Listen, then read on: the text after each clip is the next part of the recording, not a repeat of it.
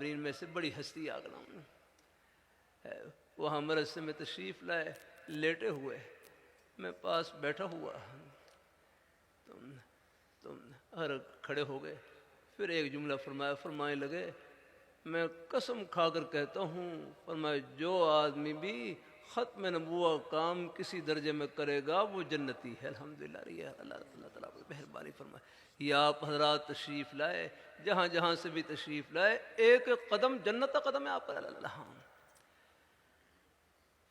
اللہ پاک کے پیارے حبیب صلی اللہ علیہ وسلم، آپ کے ناموس، آپ کی عظمت، آپ کی ختم نبوت کی چوکیداری، وہ تو ہر مسلمان کا فریضہ ہے۔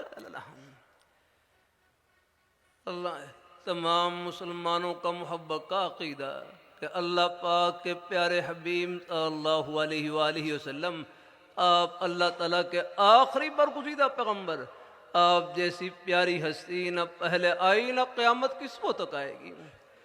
آپ کے بعد جو نبوت کا دعویٰ کرے وہ کذاب اور دجال ہو سکتا ہے، نبی قطع نہیں ہو سکتا۔ اللہ اپنی ہم شکر نہیں ادا کر سکتے، اللہ تعالیٰ کا کتنا بڑا انعام ہے۔ اللہ تعالیٰ اپنی آپ کے ایمان کی تقویت کے لیے سنا دوں، یہ واقعہ کوشش کرتا ہوں ہر جلسے میں سناؤں۔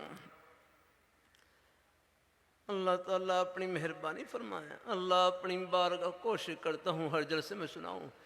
یہ ختم نبوت، دین کی جتنی باتیں ہیں کبھی ان کو معلومات کی نیت سے نہ سنا کریں، عمل کی نیت سے سنا کریں۔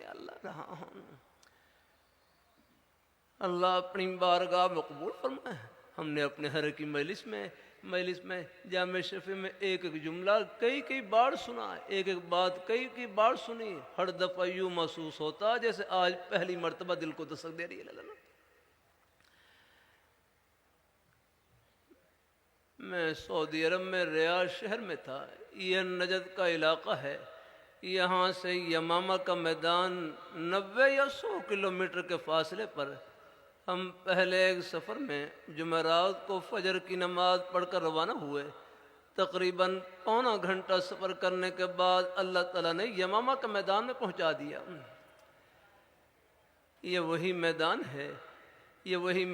ہے جہاں آج سے 1400 سال پہلے صحابہ کرام نے اللہ پاک کے پیارے حبیب صلی اللہ علیہ وآلہ وسلم، آپ کے ناموس، آپ کی عظمت، عقیدہ ختم نبوت کا تحفظ کرتے ہوئے 1200 صحابہ کرام نے جام شہادت نوش کیا، سب یہیں آرام فرما، اور مسیلمہ کذاب پر قلقمہ کیا اور جڑ کاٹی۔ 70 بدری صحابہ اس میدان میں شہید ہوئے، حالانکہ جنگ بدر میں صرف 14 صحابہ شہید ہوئے، لیکن یہاں 70 بدری صحابہ، 700 حافظ قرآن صحابہ اس میدان میں شہید ہوئے۔ بہت بڑی قربانی لگی۔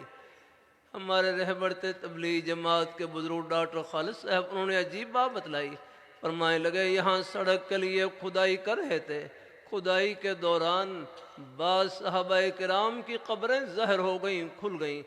جب مقامی حضرات نے صحابہ کرام کی زیارت کی، 1400 سال گزرنے کے باوجود صحابہ کرام کے جسم بھی تر و تازہ، ان کے کفن بھی تر و تازہ، جیسے ابھی آرام فرما ہوئے۔ الحمدللہ، سب کہیں سبحان اللہ۔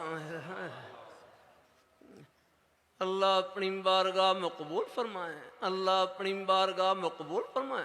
آپ حضرات اللہ تعالیٰ کا شکر ادا کریں کہ اس اندھیرے کے دور میں اللہ نے ہماری نسبت ان نورانی ہستیوں سے جوڑ رکھی، ان جنتی ہستیوں سے۔ تمام صحابہ کرام ہماری آنکھوں کی ٹھنڈک اور سر کے تاج ہیں، اہل بیت کی محبت ہمارے ایمان کا مرکز ہے۔ اولیاء کرام، بزرگان دین، ان کا سایہ یہ دنیا میں جنت کی ٹھنڈی ہوا ہے۔ عرض کرتا رہتا ہوں اللہ تعالیٰ کی توفیق سے ہمارے اکابر حضرات، ہمارے اکابر علماء دیوبند اور بھی ہے، یہ سب بڑے تھے، لیکن ان سب پر کسی نہ کسی اللہ والے کا سایہ ضرور تھا۔ اللہ تعالیٰ اپنی بارگاہ میں قبول فرمائے۔ پھر ختم نبوت کے یہ ختم نبوت کا یہ اللہ نے ایک مبارک اللہ نے سلسلہ ایسا رکھا ہے کہ یہ تمام مسلمانوں کو بس ایک ہی محبت کے رشتے میں جوڑ دیتا ہے الحمدللہ۔ اللہ تعالیٰ اپنی مہربانی فرمائیں، اللہ اپنی بارگاہ میں قبول فرمائیں، اللہ ہم سب کو اللہ اپنے ایمان پہ قائم رکھے۔ حضرت بابا فرید شگن رحمۃ اللہ علیہ، حضرت بابا فرید شگن رحمۃ اللہ علیہ، ایک مرتبہ نے کسی نے ہدیے میں کینچی دی، اللہ والوں کی بڑی گہری نظریں ہوتی ہیں، فرمانے لگے مجھے کینچی نہ دو، مجھے سوئی دو، ہم کاٹنے والے نہیں، ہم جوڑنے والے ہیں۔ اللہ تعالیٰ اپنی مہربانی فرمایا ہے، اللہ اپنی یہ بزرگوں کے قدموں میں نیک موتی ملتے لالا ہے۔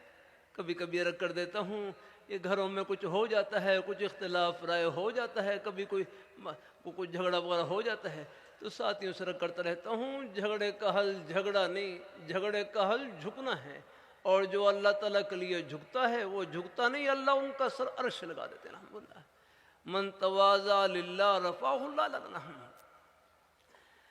اللہ تعالیٰ اپنی بارگاہ میں قبول فرمائیں، اللہ اپنی بارگاہ میں قبول فرمائیں، اللہ ہم سب کو اللہ اپنے ایمان پہ قائم رکھے، اللہ اپنے دین پہ قائم رکھے، اللہ اپنے نیک رستے پہ لگائے رکھے، اور اپنے بڑوں کے بارے میں، علماء حق کے بارے میں، یہ ہمارے اکابی حضرات چاہے جہاں بھی ہوں ان کے بارے میں حسن ظن رکھا